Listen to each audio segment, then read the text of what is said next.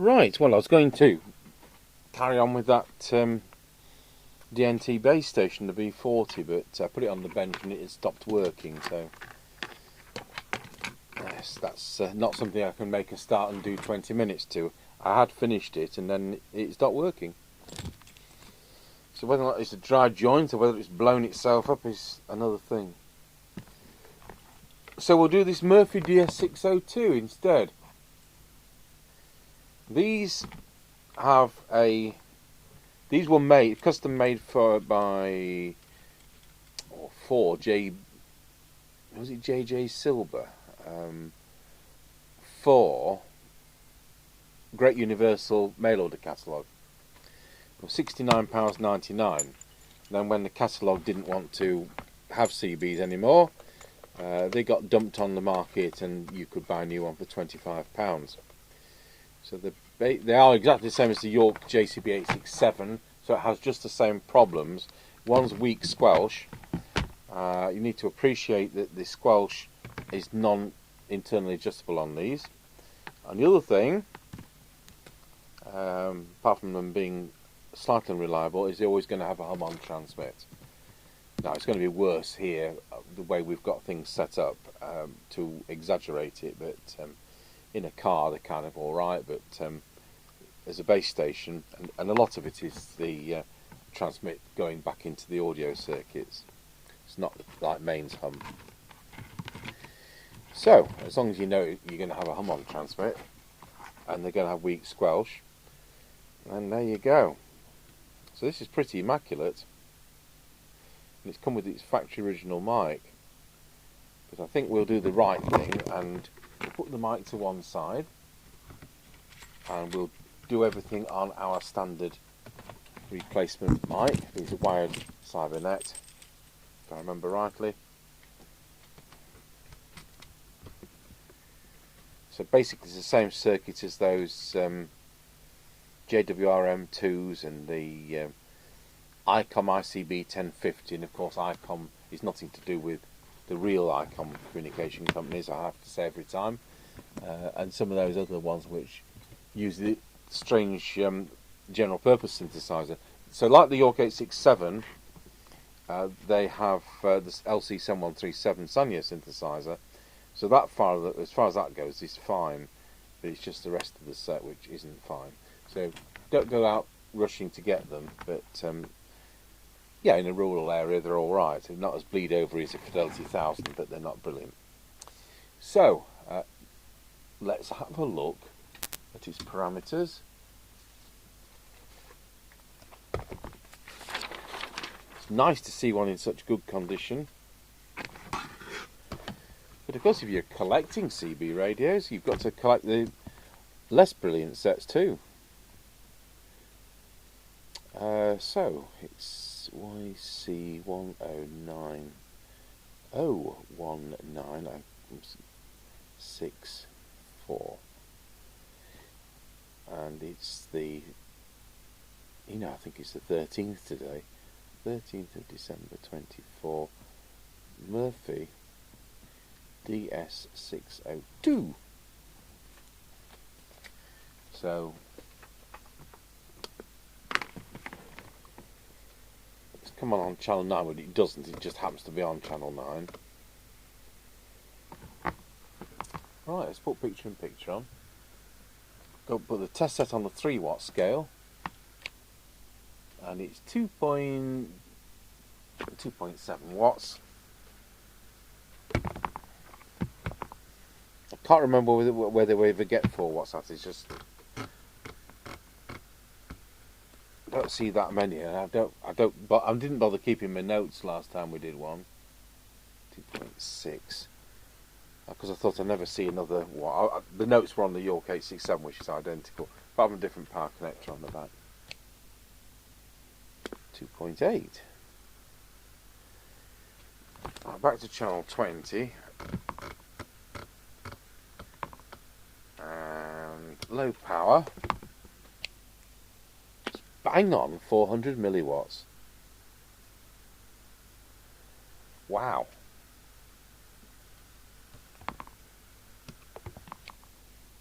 drawing 874 milliamps on full power. We won't be doing the VCO. For what it's worth, we'll just do a quick deviation test. While it's 1.5 on this test set, but that usually lies. Let's have a look at the frequency. Go over to the frequency counter. Probably have to do this in several parts, or 2 parts. Spot on frequency as well. Has this been serviced recently?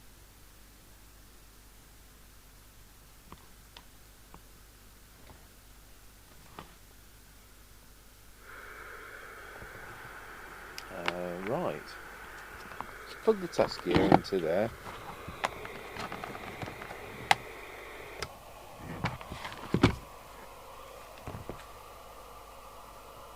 Let's put 79125 on there.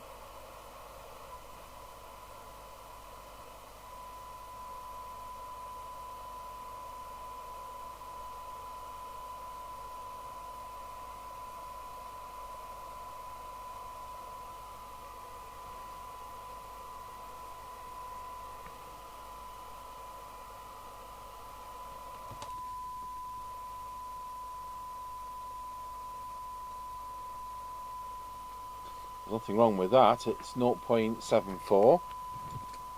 Let's go over to the other camera so you can see the SINAD meter.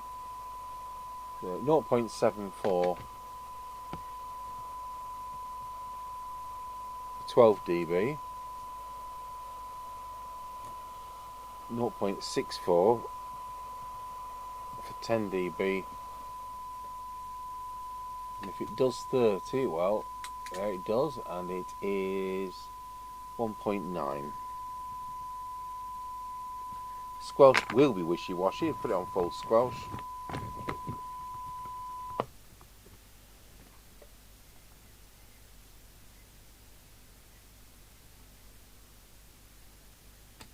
I just had to pause the video because I was being called over our repeater GB3GR, and a young lady by the name of Claire, who's just passed her amateur radio exam. So she's a member of the South Castilian Amateur Radio Society, which we host here at Tango Towers.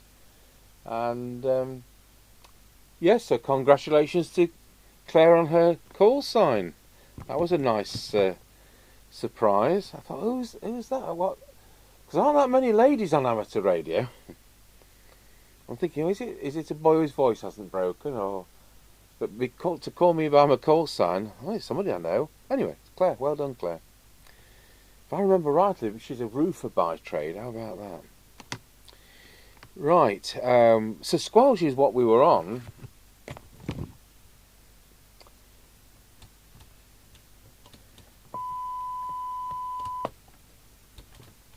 Yeah.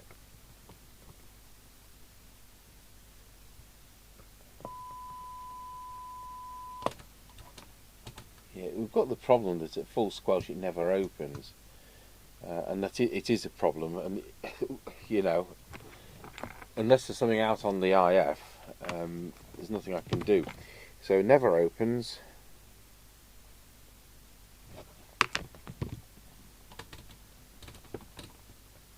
And then on minimum squelch, just put the set to threshold.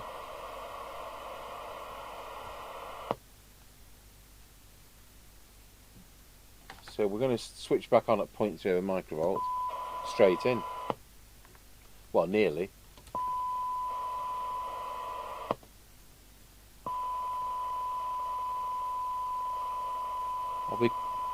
I'll say 0.62. The S meter should be S9 for 100 microvolts, and it's not quite. It's 1 millivolt.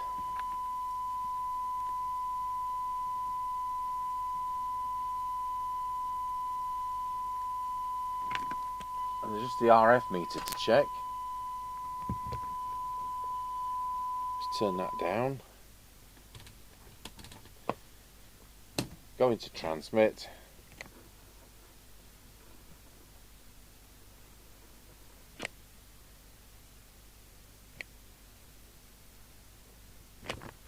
say it's 4.5.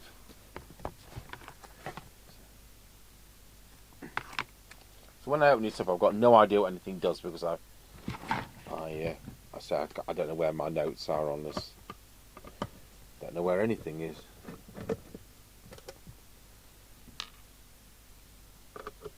Surely these aren't the right screws. Massive self tappers, but it's an immaculate set, so. Well, it is considering it's 40 years old. That was needed on the floor. In Nottingham, the floor was known as the dog shelf. Oh, you've dropped it on the dog shelf.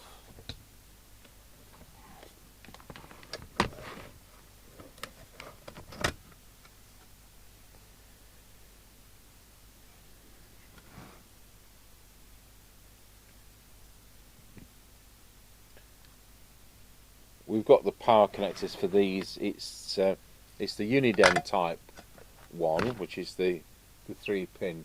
We do buy those in. It's one of the ones we don't make, but we buy in.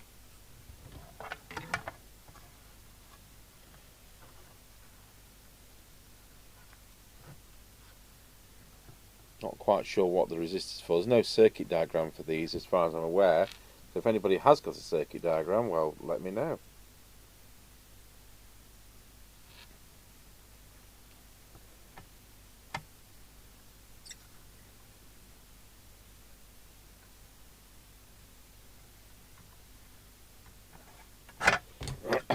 That's our resistor to cut down the volume to the internal speaker. There's no grinning capacitors. Oh yes, there is. That one.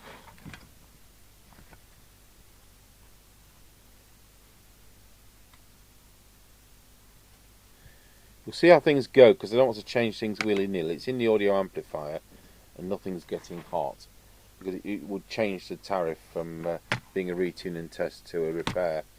So we'll just see how we go. So I don't need to put it on frequency because it's spot on. Where's the trimmer for that? There's the reference crystal somewhere. Let's put the other glasses on.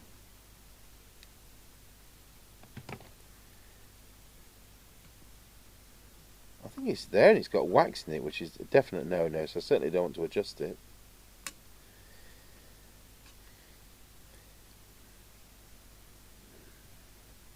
So we'll start with the tune up here. Just see whether we can balance it out a bit and get something nearer 4 watts.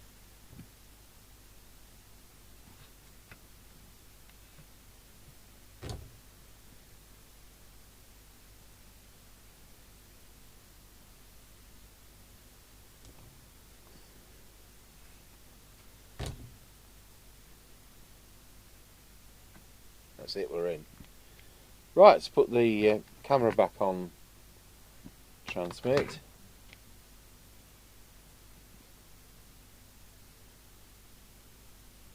Fraction there. Don't like to put the soldering iron down a polythene core. That's what we've just done. We're in.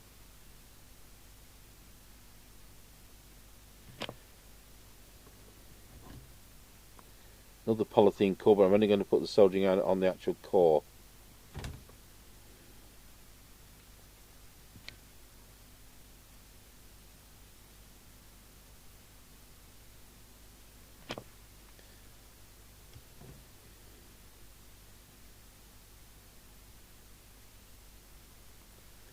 Next we move on to the no change of power. I'm just trying to balance it up.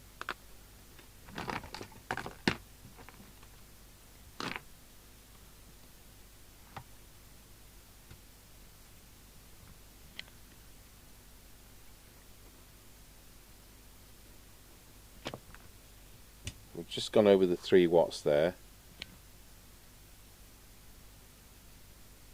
About 3.3.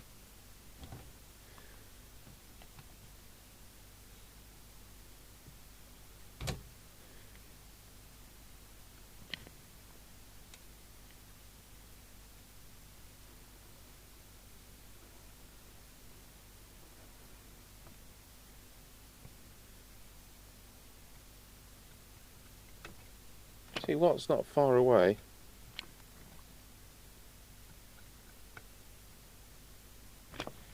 About 3.7.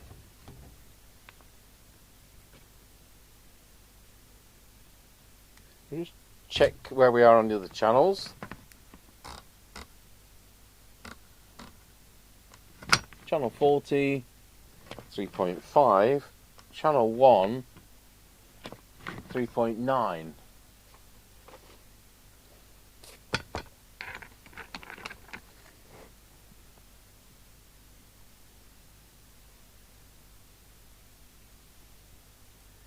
Although I could balance it better, it's going to be probably 3.5 if it was nicely balanced.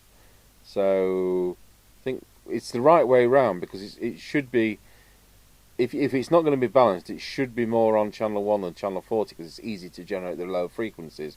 So the way it was the wrong way round. Just look at our current consumption. I'll go back to channel 20. It's 1 amp. Now low power will have changed.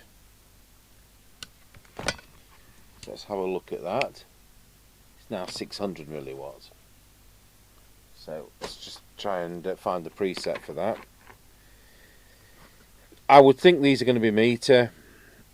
I would expect that to be low power. Let's give it a twiddle. Yeah, it's dirty as well.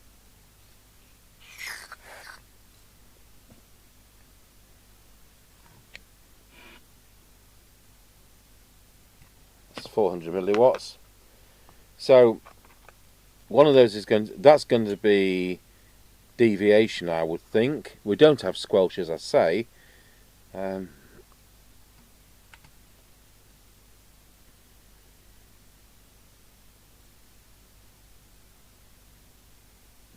See if we can find the meter one.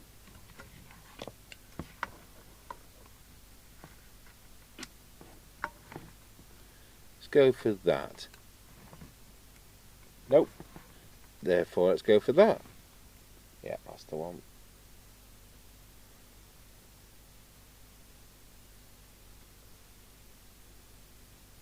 Should be 1, 0, 1, 2, 3. It should be there, centre of the red patch. So it was the outer one. Good. And as it cools, remember this sets hot when I do these measurements, so when it's cold it's going to definitely be doing 4 watts as a peak. I can't unsee that capacitor.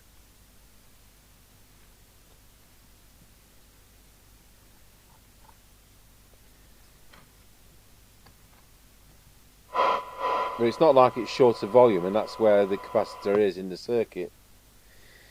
Okay, so let's move on to receive. Let's go to the SINAD meter. I'll tell you what, we'll go to the oscilloscope first. 100 microvolts on for a decent signal. Let's do the detector. It's either that one or both. It's that one, it was slightly out.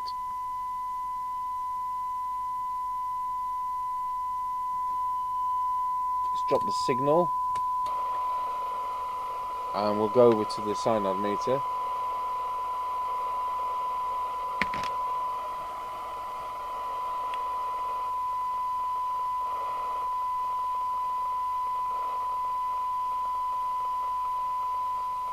Oh, good.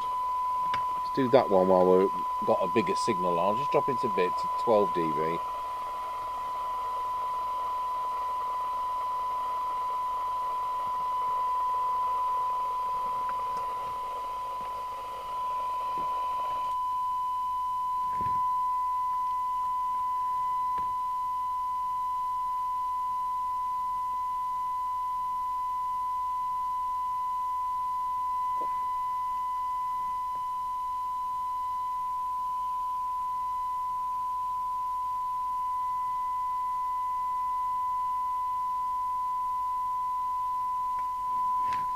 Right, now I've done that, let's just go back to the detector and make sure that's right.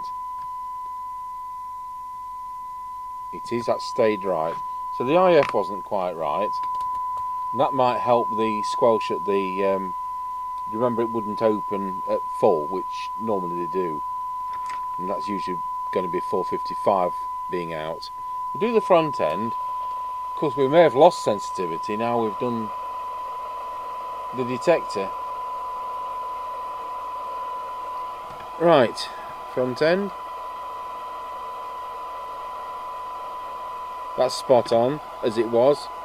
There's another one there.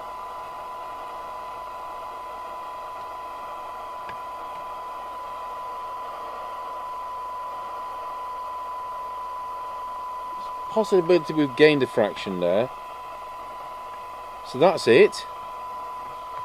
Not touching anything in the VCO.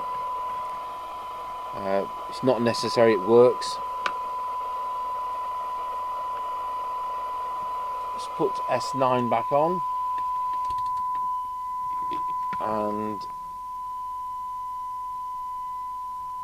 just drop that because I'd fiddled with it. It's the inner one. There we have S9.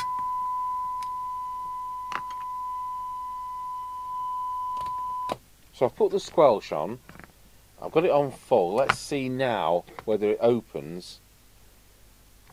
In fact, I take that picture off. See if it opens now with the signal generator.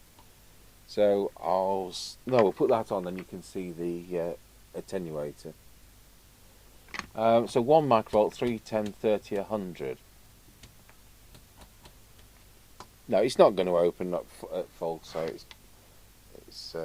it wasn't alignment causing that. You just got to make sure you don't have squelch at full, haven't you, on these? So we've got it at full. We'll just drop it. No doubt it opens at some point now. Well, at what point does it open?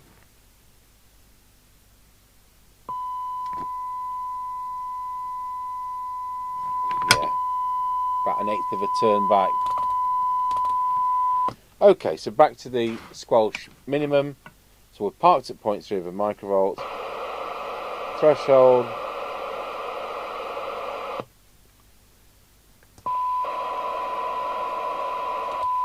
That's a solid 0.3 that's in at now. So let's go to a usable squelch range. Yeah, it's only about 10 microvolts because it's a wishy-washy squelch.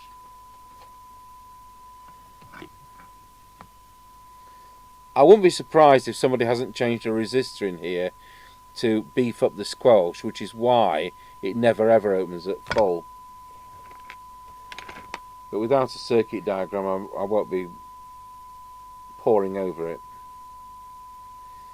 Right, so it's now 0.3 microvolts. Never opens. That's now correct. And that is now correct. We've got a deviation to it. Let's have a look at where we are with the SINAD. Let's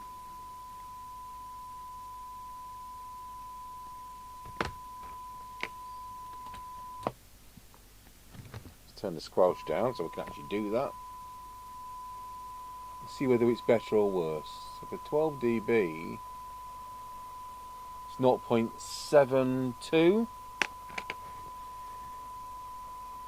I could say 0.71 and a bit. We'll say 0.72. For 10 dB, it's 0.6162. And whether it does 30 better, let's hope it does. It's now what?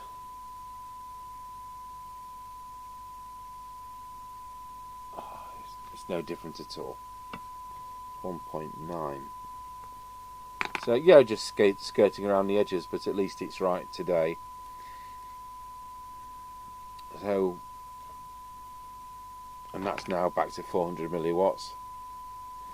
Let's put these on the other test set and see what the deviation is. do it with this mic, then we'll do it with the factory original.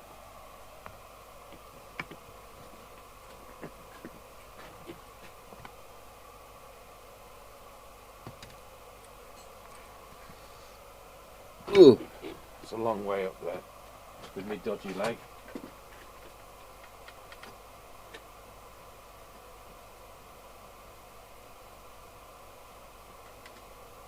Right, let's see what we can get.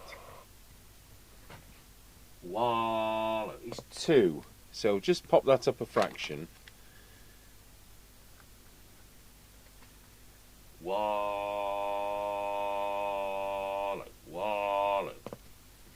So that's where we are with that. Let's just see if we can hear a nasty hum.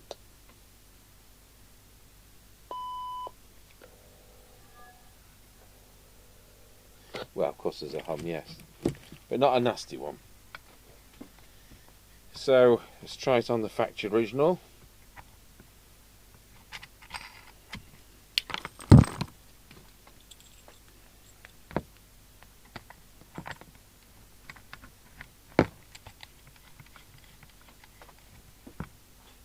Wow, slightly high with that.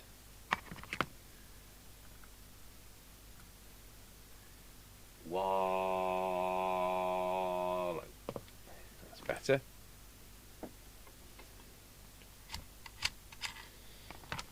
So I'm going to do that capacitor. I'll try and be generous with him, and that way I just want to see whether it makes any difference to the 20 dB SINAD. There's that possibility that if it's got some wear on it, that could be the case.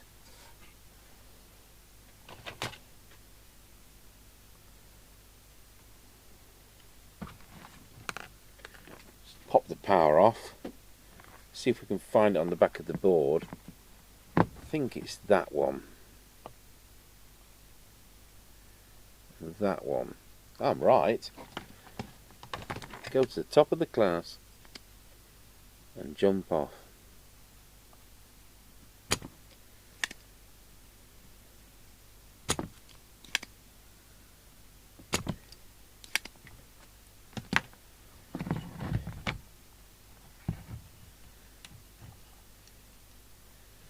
I was talking about Claire earlier, who's just passed through a radiometer exam and got a call sign through. She watches Big Clive on YouTube, and she says, "Have you seen Big Clive's pink calculator?" So that's when I decided I'd better buy a pink calculator. So it's 47 microfarads at 16 volts. So put it on the little test meter. It's probably fine, but it just looks like it's got hot, and it's you know, not 100% anymore. And at the end of the day, the radio is 40 years old, isn't it?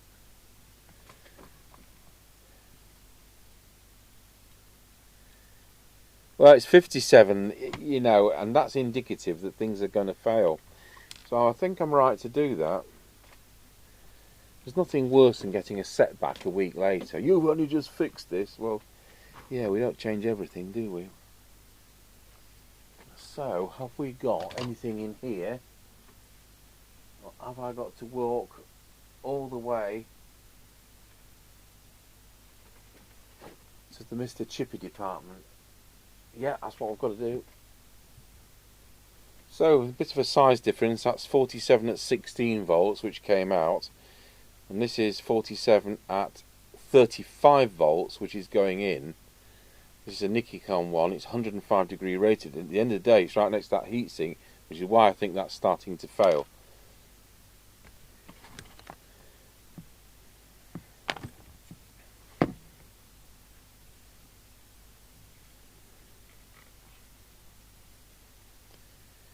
So the dot shows positive.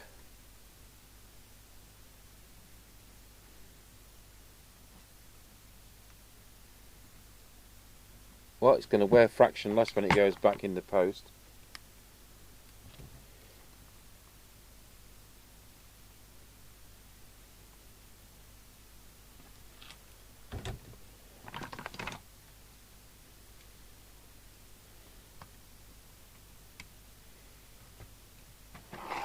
So I'm not going to go over this with isopropyl. It's it looks absolutely fine.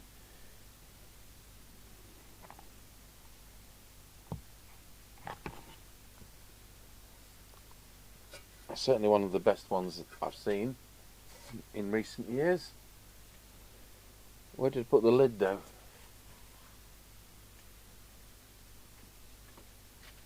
You know, that's another question, isn't it?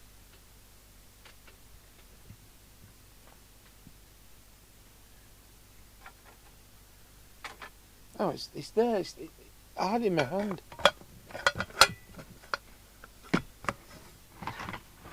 Okay, so let's get back to looking at whether there was any change at all. Let's put our mic back in.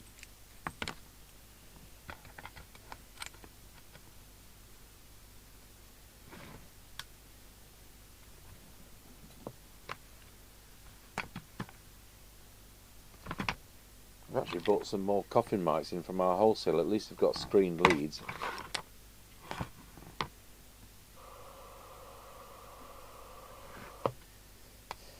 Okay, here we go. Where are we?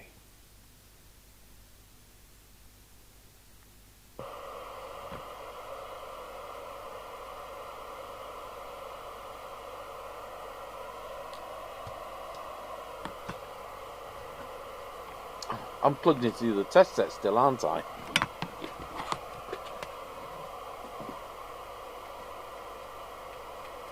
And considering the other test set doesn't go under 68 megs, it's hardly likely to ever pick up a 27 meg signal.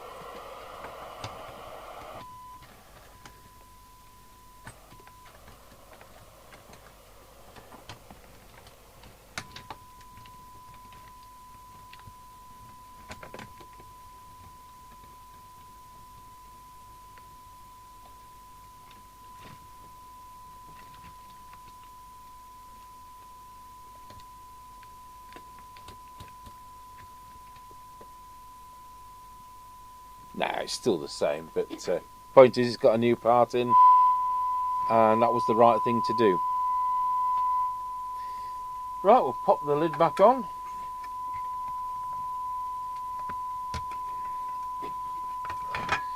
I'm going to put it down on the form as a £3 soldering job for him, rather than changing parts and all that kind of malarkey. Got to keep the accountant happy.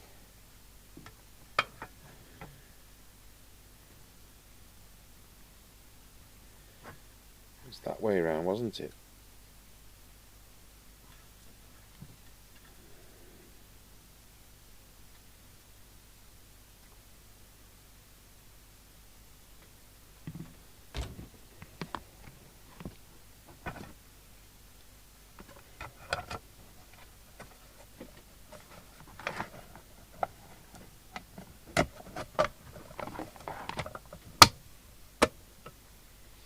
Good.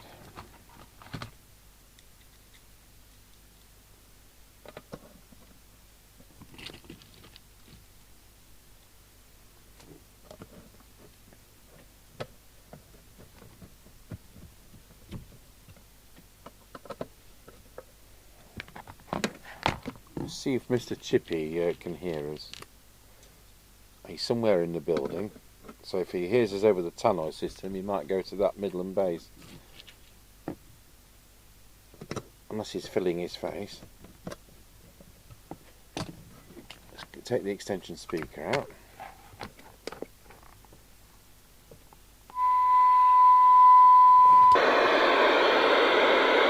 Tell you what, we'll go on the aerial, we're ready for that.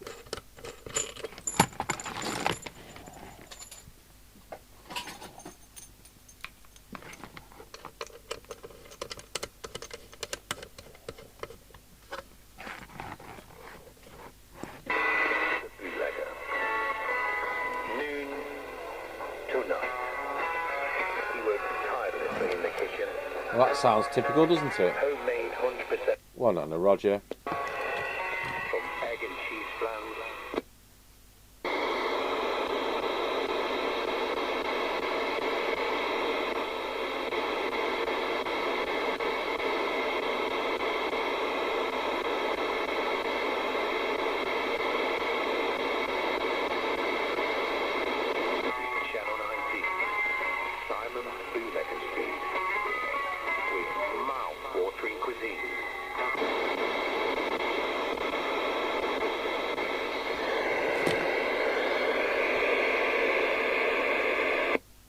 Tango 21, Mr. Chippie, do you copy? Mr. Chippie.